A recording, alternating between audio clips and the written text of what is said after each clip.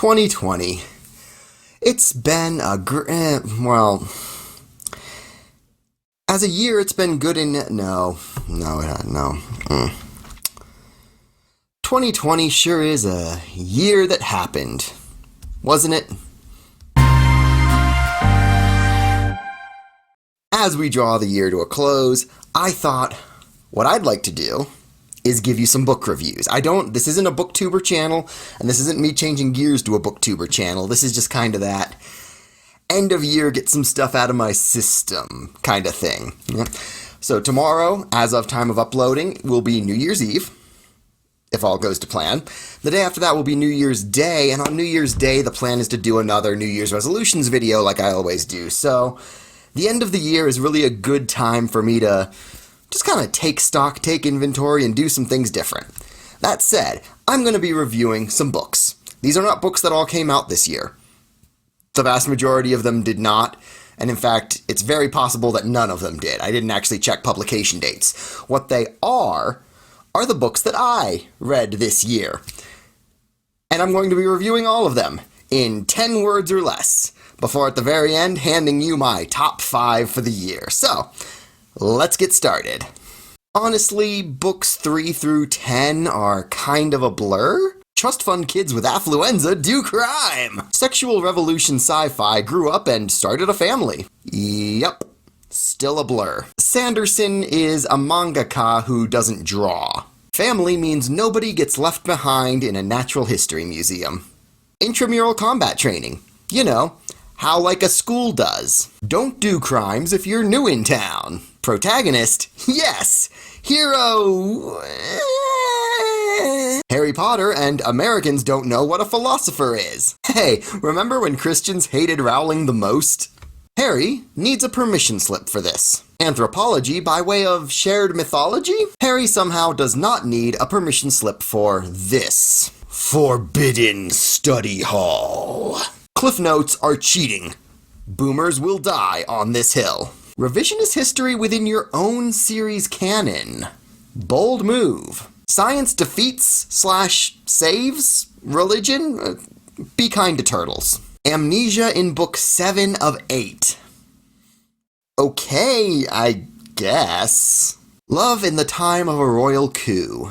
A general is dead, and only psychology can help us. Villains versus villains because the heroes had homework to do. Work hard and maybe you'll get lucky on legal technicalities. More Conan movies now! We had dragon MPs before women MPs. Yay? Egwene is the best character in Wheel of Time. Matt is the best character in Wheel of Time. Wait, hasn't Dresden met gods before? I thought he did. All bureaucrats hate when murders get solved. Colonialism too, bubonic boogaloo. More epilogue than I expected, less epilogue than I wanted. Magrot's relatable, Nanny Ogg's hilarious, Granny Weatherwax is delightful. What if Robinson Crusoe was crazy?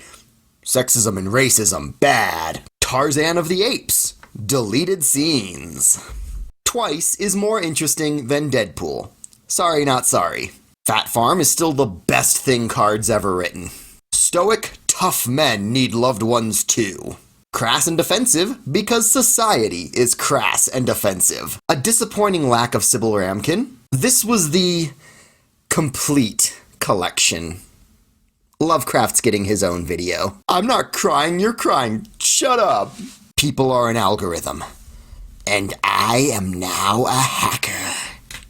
So, taking us all the way up to yesterday, there are, right there, the 42 books I read this year in 10 words or less. Now, with the list behind us, I think it's worth wrapping up this video with my top 5. So, coming in at number 5, The Enemy by Lee Child. I love the Jack Reacher novels. They are so much fun. And you can just see that this guy, the author, he has that cinematic TV producer eye when he writes these things. They are so impactful. You can visualize the staging of the scenes as he's talking about the fights, and they're so cool. This one is kind of set as one of the prequel stories. This happens while Jack Reacher is still in the Army. And so whenever he does one of those, it's kind of a pre-9/11 period piece, which is really interesting to see from the perspective of, even though Lee Child wasn't in the American military, and I don't know what he did in England before he does what he does now, aside from the television producing, his character has that inside the military view on America before 9/11 that was so different and so interesting. I really love these stories, and it definitely goes into the culture and the assumptions of the 90s. I think this was set during the 90s, but you definitely see that it was a different world and a different mindset on what the military is and does and looks like. And that comes through so well, but all of that is just set dressing to a really good murder mystery. Number 5. Coming in at number 4, we have Lords and Ladies. And I am a huge, huge Pratchett fan. If I were reviewing these based on series that I recommend, this would still make the top 5, for sure. Discworld is so great. I love Discworld so much. And this one did some very, very interesting things with fairies and with just seeing a new way of how magic works. You have this fairy magic that's all based on coming in as such an overwhelming presence that it magically makes the other people around them feel unworthy to stand against them. It's such a interesting way of doing. I keep saying fairies. It was elves. The elves in this are treated like a version of the Fae, which is a thing that happens in some versions of fairy tales, is that elves and fairies are just kind of conflated. That's not how it is in every story. This kind of runs with that, but it does refer to them as elves, if I remember right. I read this back in September, so the details are a slight tad fuzzy, but really, really good story. My favorite I read this year. The Witches Trio is so good. Yeah, I love those characters. This just edged out Men-at-Arms for this place, because that one's also very good. I love the Night Watch, but man, the witches just edge out the Night's Watch for me as far as which thread and which storyline I like better. So, Lords and Ladies coming in at number 4. Number 3, One Corpse Too Many. The title refers to the inciting incident of this, which is a public execution in which someone tries to hide a murdered body. And so it's like, immediately you're confronted with state-sanctioned executions versus non-sanctioned murders, and the ethics of that kind of just filter and make things not as black and white. If you haven't read the Cadfael series at all, this is the second book in the series. I've loved them all, but this has been my favorite so far.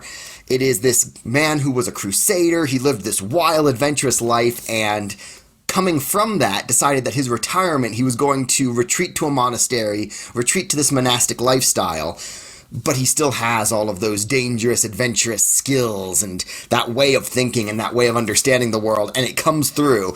And so you see this brother at a priory solving mysteries. And it's fascinating. And each one of these books explores some kind of aspect of, well, how do you balance a very legalistic morality with a very consequentialist morality, which is really my jam. So I love this one so much. Coming in at number 2, Breakfast of Champions by Kurt Vonnegut. Now, my 10-word review of this was crass and offensive because society is crass and offensive. This book will offend sensibilities. It is not for young readers. This is, an adult's book. It definitely goes into some dark subject matter. It definitely goes into some adult subject matter. And it handles it in a way that is juvenile. And on the surface, it feels like it doesn't take these things seriously. But it goes into these things in a very crass, juvenile, offensive manner to immediately redirect your being offended at societal ills like racism, sexism, classism. And the way it does it is fascinating and uniquely Vonnegut. So if you like anything else by Vonnegut, this is probably the one you were not given in school.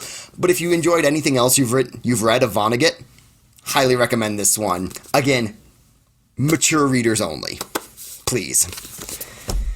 And coming in at number 1, my favorite book that I read this year, A Closed and Common Orbit. This is the second book in the the Wayfarer trilogy, and this one is really, really good. I fell in love with the trilogy from book one. All right, don't think that me having the second book up as my favorite of the year means I didn't like numbers 1 and 3. This one was just the one. It basically follows two simultaneous plot lines. It is an AI whose very existence is a crime being raised by this woman.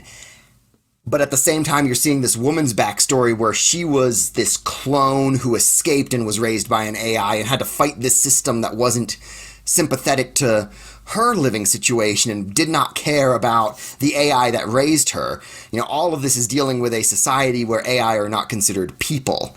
And so, despite not having a one-to-one with any modern day stuff, it definitely deals with being marginalized within its own context of its own universe in a way that can very much translate into the things that are going on in the world today. Very, very good. And these two plot lines run parallel across a generation in such a remarkable and great way. And on top of all of that, Becky Chambers' world building is just the best I've read. It humanizes the space opera in a tremendous and fantastic way, and I don't want to spoil too much about it because this one is so good. Also, I wrote it very early in the year, so again, the broad strokes of the plot are all still there, but the details have gotten fuzzy over the months. But highly recommend this one. Highly recommend all of these top 5. Really, there wasn't anything I read this year that I could thoroughly not recommend. If I get into a book that's just really not great or I'm not liking it at all, I don't make myself finish. I used to, but I don't anymore. So these ones that I finished, I enjoyed all of them to one extent or another. This was a great year for me, and I enjoyed the process of getting to go back over the things I've read. Next year, I'm hoping to read just as much, if not more. Fingers crossed. I have a huge shelf of to-be-read books that I've built up for myself, but we'll get to it. Haha! All of that said, Happy New Year. Happy New Year. I hope your 2020 was as good as it could have been, all things considered. I don't know what much more to say about this year. It was a rough one. But thank you for watching. I hope you enjoyed the video. I hope you'll get out there and do some reading next year. Even if it's 12 books, you're beating the average. I'm not kidding. If you can read a book a month next year, you're beating the average, and you'll be doing yourself such a favor. So get out there and read. Happy New Year. Enjoy your 2021, and I will see you next year. Later, y'all. Thank you for watching. Please share the video with a friend or several friends, and let me know in the comments if there's anything you'd like to see me draw in a future video. Later, y'all.